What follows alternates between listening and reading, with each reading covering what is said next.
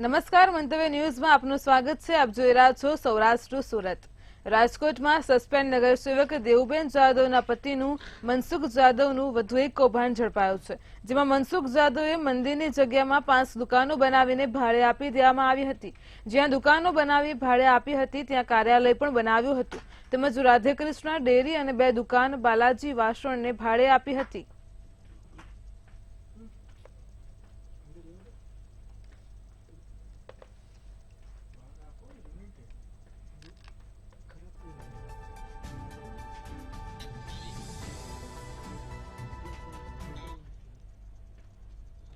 જૂનાગઢમાં ખેડૂતો TP scheme રદ કરવા મામલે ધરણા પર બેઠા છે। આ ટીપી સ્કીમ રદ કરવાને લઈને છઠ્ઠા દિવસે પણ ખેડૂતોનો ધરણા યથાવત જોવા મળી રહ્યો છે। જુડાના અધિકારી ખેડૂતો પાસે નહીં આવતા ખેડૂતોમાં રોષ જોવા મળી રહ્યો છે। ઝાંઝરડા, સુખપુર, જોશીપરાના ખેડૂતો રોષે ભરાયા છે।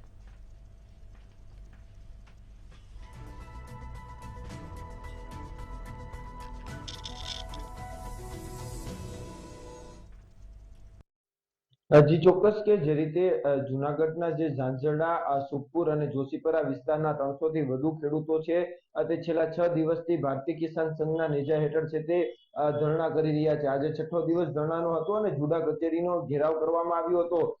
6 દિવસ સુધી જુડાના કોઈ પણ અધિકારીઓ છાવણીમાં મુલાકાતે ન આવ્યા હતા અને કોઈ પણ વાત ન સાંભળી હતી, જેને લઈને ખેડૂતોમાં છે તે રોષ ભભૂકી ઉઠ્યો છે। આજે 300 થી વધુ જેટલા મહિલા ખેડૂત અને અન્ય જે ખેડૂતો છે તે જુડા કચેરી ખાતે પહોંચ્યા હતા અને ત્યાં હોબાળો મચાવવામાં આવ્યો હતો। ખાસ કરીને જે જુડાના અધિકારીઓ હતા તે લોકો ત્યાં હાજર ન હતા અને જેના કારણે પણ મચાવ્યો હતો। આ સમગ્ર મામલે 6 દિવસથી ખેડૂતો છે તે ધરણા કરી રહ્યા છે।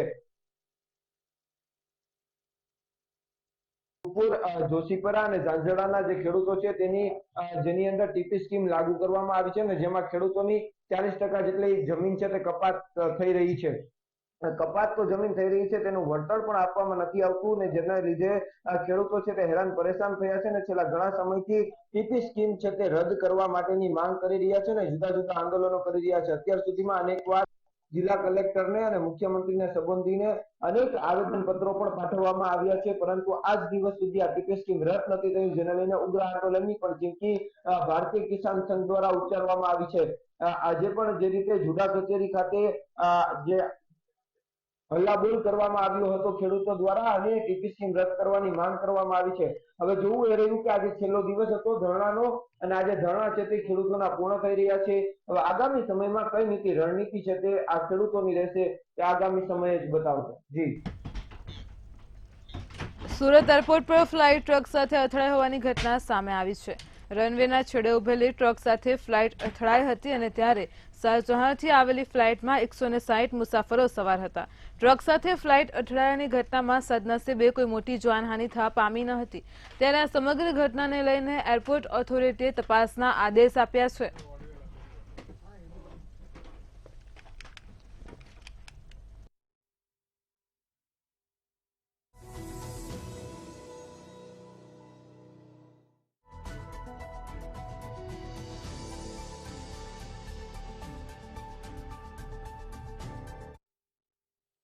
जी बिल्कुल। सूरत इंटरनेशनल एरपोर्ट खातेनी आ घटना है कि ज्यां मोटी दुर्घटना थता टળી હતી। સદનસીબે કહી શકાય કે મોટી દુર્ઘટના જે છે તે થવા પામી ન હતી ને અટકી હતી।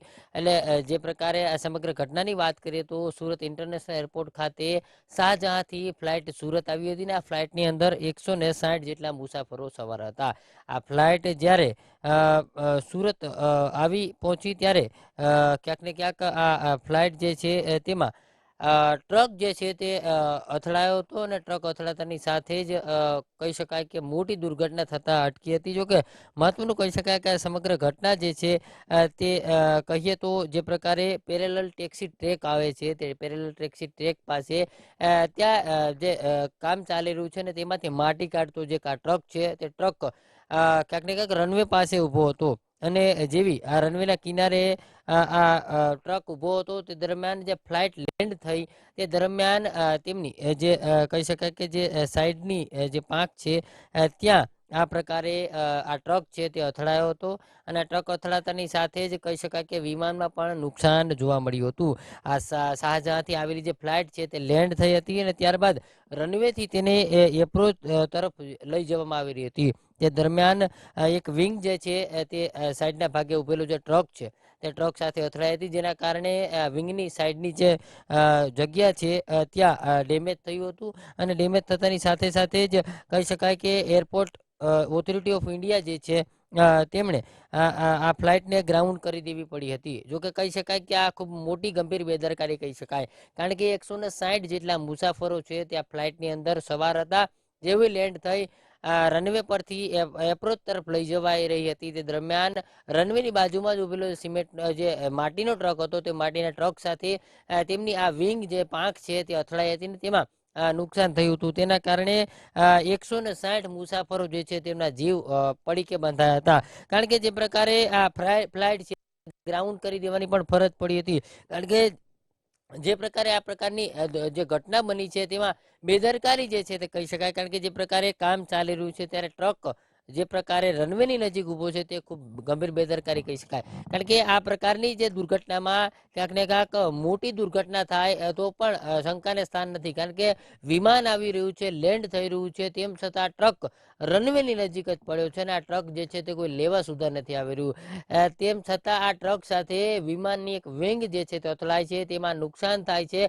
ત્યારબાદ એરપોર્ટ ઓથોરિટી જાગે છે અને આ ટ્રક જે ફ્લાઇટ છે તે ફ્લાઇટને ત્યાં રોકાવી પડે છે. જોકે કહી શકાય કે જે પ્રકારે આ ગંભીર બેદરકારી જે છે તેને લઈને 160 મુસાફરોના જીવ જોખમમાં મુકાયા હતા. કારણ કે જે પ્રકારે શાહજહાંથી સુરત આ ફ્લાઇટ આવેલી હતી, લેન્ડિંગ થઈ હતી અને લેન્ડિંગ થયા બાદ આ પ્રકારની ઘટના સામે આવી છે કે જેમાં એક ટ્રક કહી શકાય કે રનવેની નજીક જ ઊભો છે. જોકે આ બેદરકારી છે, કારણ કે સુરત ઇન્ટરનેશનલ એરપોર્ટ જાહેર થયું છે ત્યારે આ પ્રકારની ચૂક છે તે મોટી દુર્ઘટનાને નોતરી શકે છે. એટલે જે પ્રકારે આ ટ્રક ત્યાં ઉભો હતો ને આ મોટી દુર્ઘટના થતા અટકી હતી તે ખૂબ જ બેદરકારી ભર્યું પગલું કહી શકાય. હાલ આ સમગ્ર મામલે એરપોર્ટ ઓથોરિટીએ તપાસના આદેશ આપ્યા છે, પરંતુ જોવાનું એ રહે છે કે તપાસ બાદ કઈ પ્રકારની કામગીરી કરવામાં આવે છે. કારણ કે અનેક વખત અધિકારીઓને જે છે તેમાં તેરી બીચૂપ મેરી બીચૂપ થતું હોય છે, પરંતુ આ વખત એની જે તપાસ બેસાડવામાં આવે છે તેમાં કઈ રીતે તપાસ થાય છે અને કઈ રીતે આ સમગ્ર મામલો જે છે તે સામે આવે છે. જી. સુરતના જહાંગીરપુરા વિસ્તારમાં પ્રેમીએ ચાલુ બાઇક પરથી યુવતીને ધક્કો મારી નીચે પાડી દઈ યુવતી ઉપર ચપ્પુ વડે જીવલેણ હુમલો કર્યો હતો. યુવતીને ગંભીર ઈજા પહોંચતા સારવાર માટે હોસ્પિટલ ખસેડવામાં આવી હતી. આરોપી વિરુદ્ધ પોલીસે હત્યાની કોશિશનો ગુનો દાખલ કરી કાયદેસરની કાર્યવાહી હાથ ધરી છે. જહાંગીરપુરામાં રહેતી યુવતીને સોશિયલ મીડિયાના માધ્યમથી પ્રતિક પટેલ સાથે સંપર્ક થયો હતો. બંને વચ્ચે અવારનવાર વાતચીત બાદ પ્રેમ સંબંધ બંધાયો હતો અને ત્યારે યુવતીએ જણાવ્યું હતું કે ગત ડિસેમ્બર મહિનામાં પ્રતિક વારંવાર તેની સાથે લગ્ન કરવા માટે દબાણ કરી રહ્યો હતો અને ડોક્યુમેન્ટ માંગી રહ્યો હતો, પરંતુ યુવતીએ ડોક્યુમેન્ટ આપ્યા ન હતા, જેથી યુવક રોષે ભરાયો હતો.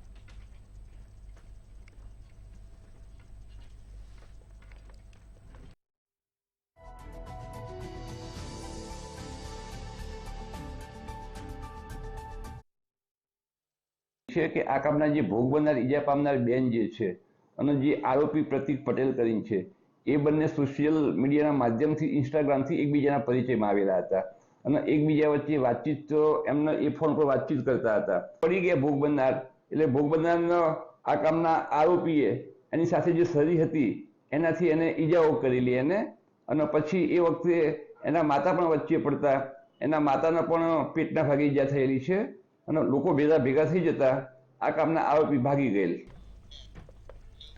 સુરતના નવાગામ ડિંડોલી વિસ્તારમાં રહેતો સીએનો અભ્યાસ કરતો વિદ્યાર્થી ચોરી કરતા ઝડપાયો હતો. વિદ્યાર્થીની આર્થિક પરિસ્થિતિ સારી નહીં હોવાથી મોપેડની ડિક્કીમાંથી રોકડ અને કિંમતી ચીજવસ્તુની ચોરી કરી હતી. પોલીસે આરોપી આશિષ જવાનીની ધરપકડ કરી તેની પૂછપરછ કરી હતી. પૂછપરછમાં તેણે જણાવ્યું કે ભણતરના રૂપિયા વધુ થઈ જતા હતા, જેથી ઘરનું ગુજરાત ચલાવવામાં મુશ્કેલી પડતી હતી. પોલીસે 34,400 રોકડ અને મુદ્દામાલ જપ્ત કરી આરોપીની ધરપકડ કરી કાયદેસરની કાર્યવાહી હાથ ધરી છે.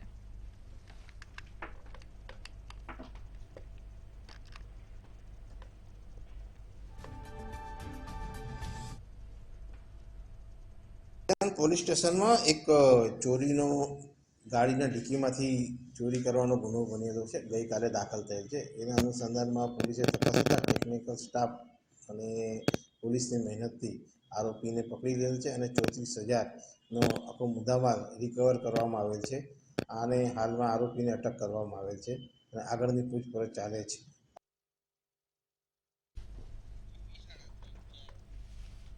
હોળીના તહેવારને લઈને સુરતથી 550 એક્સ્ટ્રા એસટી બસનું સંચાલન કરવામાં આવશે. સુરત એસટી વિભાગ દ્વારા દર વર્ષની જેમ આ વર્ષે પણ એક્સ્ટ્રા બસોનું સંચાલન કરવાનો નિર્ણય લીધો છે. પંચમહાલ તેમજ ગોધરા, દાહોદ અને અમદાવાદના મુસાફરો હોળીના તહેવારમાં પોતાના વતન જઈને ઉજવણી કરી શકે તે માટે નિર્ણય કરવામાં આવ્યો છે. 20 માર્ચ 2024થી એક્સ્ટ્રા બસો સુરતથી દોડાવવામાં આવશે અને 23 માર્ચ 2024 સુધી આ એક્સ્ટ્રા બસોનું સંચાલન કરવામાં આવશે. વિભાગ દ્વારા હોળી તેમજ ધૂળેટીનું એક્સ્ટ્રા બસનું સંચાલનનું આયોજન કરેલું છે. આ એક્સ્ટ્રા બસો તારીખ 20 થી 23 તારીખ સુધી એક્સ્ટ્રા બસોનું સંચાલન થશે. આ એક્સ્ટ્રા બસો સુરત સેન્ટ્રલ બસ સ્ટેશનને સામેના ગ્રાઉન્ડથી એક્સ્ટ્રા બસોનું સંચાલન કરવામાં આવનાર છે. આ બસો દાહોદ, ઝાલોદ, લુણાવાડા, ક્વાંટ, છોટાઉદેપુર તરફ એક્સ્ટ્રા બસોનું સંચાલન થશે. આ તેમજ સૌરાષ્ટ્ર તેમજ અમદાવાદ તરફનું એક્સ્ટ્રા બસોનું સંચાલન બસ સ્ટેશન ઉપરથી થશે. રાજકોટ સહિત સૌરાષ્ટ્રમાં તરખાટ મચાવનાર તમિલનાડુના ત્રિચુની ગિલોલ ગેંગને ક્રાઇમ બ્રાન્ચની ટીમે ઝડપી પાડી છે. આ ગેંગ કારના કાચ તોડી કારમાં રહેલી કિંમતી મતાચોરી લેવાની મોડસ ઓપરેન્ડી ધરાવે છે. તેમણે 11 ગુનાની કબૂલાત આપી હતી. પોલીસ કમિશનરે ગેંગને લઈને કહ્યું છે કે આ ટોળકી તાજેતરમાં જ અનંત અને રાધિકાના પ્રીવેડિંગમાં મોટો હાથ મારવાના ઈરાદે જામનગર તરફ પહોંચી હતી, પરંતુ અહીં પ્રીવેડિંગ ફંક્શનમાં સિક્યુરિટી ટાઈટ હોવાથી ત્યાં જઈ ન શકતા પ્રથમ જામનગર બાદ રાજકોટ સહિત 5 સ્થળોએ 5 દિવસમાં તફડંચી કરી હતી. આ ટોળકી પાસેથી પોલીસે રોકડ, લેપટોપ, મોબાઈલ સહિત કુલ 8.62 લાખનો મુદ્દામાલ કબજે કર્યો છે.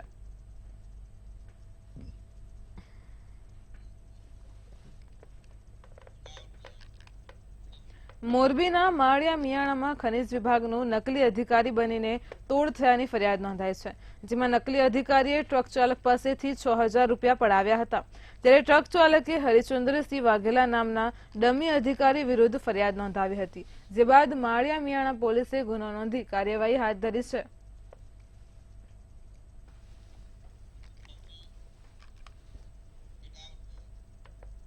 લોકસભા ચૂંટણીની તારીખો જાહેર થવામાં હવે 1-2 દિવસ જ બાકી છે. ત્યારે 2014-2019ના શેડ્યુલ જોતા એ તારણ આવે છે કે છેલ્લી 2 લોકસભા ચૂંટણીમાં ચૂંટણીની તારીખની જાહેરાત અને મતદાન વચ્ચે લગભગ 40 થી 50 દિવસનું અંતર હતું. 2019ની લોકસભા ચૂંટણી 11 એપ્રિલથી 19 મે વચ્ચે 7 તબક્કામાં સર્જાઈ હતી, તો પરિણામ ચોથા દિવસે એટલે કે 23 મેના રોજ આવ્યું હતું. અને એ જ રીતે 2014માં લોકસભા ચૂંટણીની તારીખ પણ 5 માર્ચે જાહેર કરવામાં આવી હતી. 7 એપ્રિલથી 12 મે સુધી 9 તબક્કામાં ચૂંટણી યોજાઈ હતી. એ વખતે પણ પરિણામ ચોથા દિવસે એટલે કે 16મી મેના રોજ આવ્યું હતું. ત્યારે આ 2024ની ચૂંટણીમાં કેવા પ્રકારનું શેડ્યુલ આવે તે જોવું રહ્યું.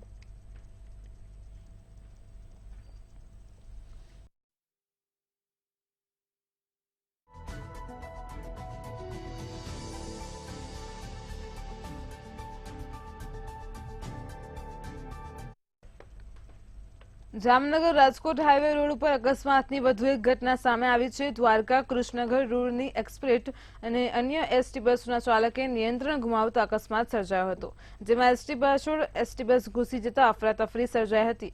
બીજી બાજુ ધડાકાભેર થયેલા અકસ્માતને પગલે મુસાફરોના જીવ તાળવે ચોંટ્યા હતા. જોકે આ ઘટનામાં કોઈ જાનહાનિ ન થતા લોકોએ રાહતનો શ્વાસ લીધો હતો.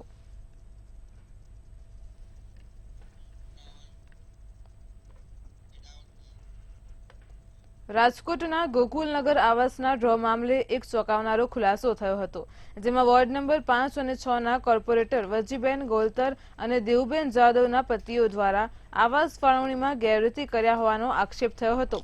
પોતાના સગા સંબંધીને આવાસ ફાળવવામાં મદદ કરી હોવાના ભેદ ઉકેલવામાં આવ્યા છે. આ ગેરરીતિને લઈને રાજકોટ મહાનગરપાલિકા દ્વારા એક તપાસ કમિટીની રચના કરવામાં આવી હતી, જેને આ આક્ષેપને સાબિત કરી બંને કોર્પોરેટરને દોષી ઠેરવ્યા હતા.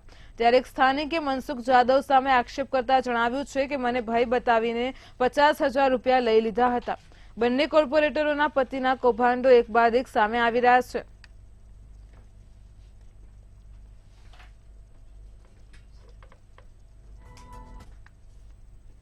પેટ છે, તમે જોવો હોય તો જોઈ લો. આખું દીનદયાલ ઊભું એની મારા પછી 50,000 રૂપિયા લીધા.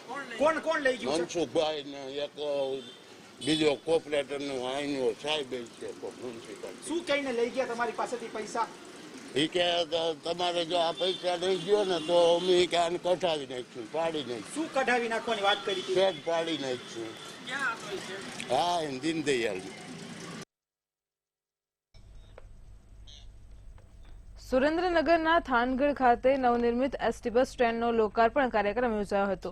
લોકોની સુવિધાઓ માટે બનાવેલ નવા બસ સ્ટેન્ડનું લોકાર્પણ થતાં પ્રજામાં આનંદની લાગણી ફેલાઈ હતી. આ કાર્યક્રમમાં કેન્દ્રીય મંત્રી ડોક્ટર મહેન્દ્ર મુંજપરા અને નાયબ મુખ્ય દંડક જગદીશ મકવાણા સહિતના આગેવાનો ઉપસ્થિત રહ્યા હતા અને એસટી વિભાગના અધિકારીઓ અને કર્મચારીઓ મોટી સંખ્યામાં ખાસ ઉપસ્થિત રહ્યા હતા.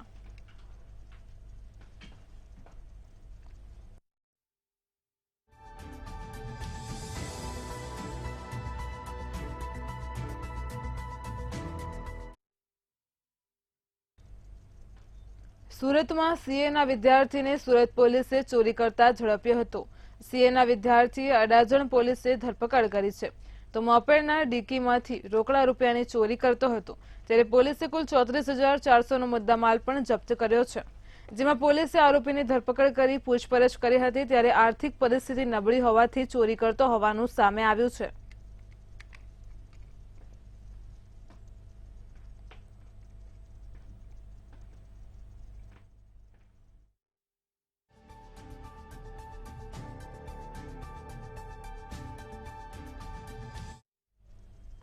ભાવનગરના નીલમબાગ પાસે જુગારધામ ધમધમતું હોવાની બાતમીના આધારે એલસીબીની ટીમે દરોડા પાડ્યા હતા. ત્યારે નીલમબાગ પોલીસ સ્ટેશનથી 2 કિલોમીટર દૂર જુગારધામ ઝડપ્યું હતું. આ મામલે એલસીબીએ 6 લોકોની સ્થળેથી ધરપકડ કરી અને વધુ કાર્યવાહી હાથ ધરી છે.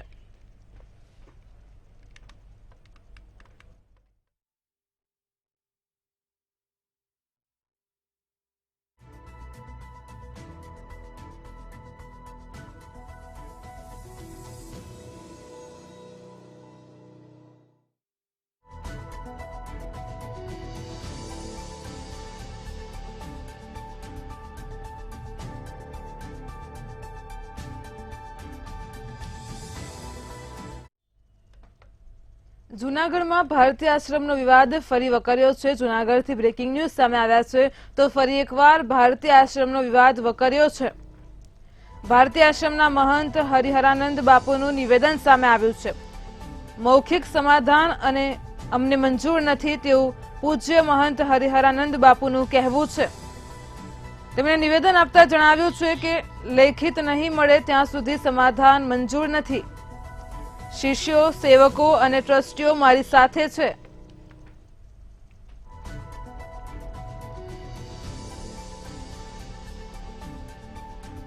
તો ભારતીય આશ્રમ સહિત અન્ય આશ્રમ પચાવ્યાનો વિવાદ સામે આવ્યો છે. ગુરુ હરિહરાનંદ અને શિષ્ય ઋષિ ભારતી વચ્ચે વિવાદ જોવા મળ્યો છે. હું જીવું છું ત્યાં સુધી તમામ આશ્રમનું સંચાલન મારી પાસે છે તેવું બાપુએ નિવેદનમાં જણાવ્યું છે.